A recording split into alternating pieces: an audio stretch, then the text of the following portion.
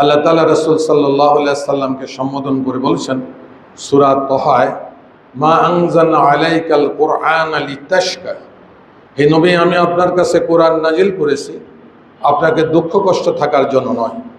তাশকা শব্দটা অনেক বড়।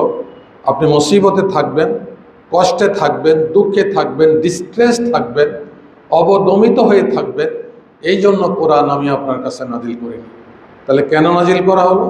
আল্লাহ বলছেন সূরা ইব্রাহিমে, লিতুখরিজান নাসা মিনাজ জুলমাতি ইলান নূর, আমরা কোরআন নাজিল করেছি মানুষকে সর্বপ্রকারের জুলুম থেকে আলোর দিকে নিয়ে আসার জন্য, ফ্রম ডার্কনেস টু লাইট। আমি কেন আলোচনা চেঞ্জ করলাম? আজকে জুলুমাত কথা বলা হয়েছে।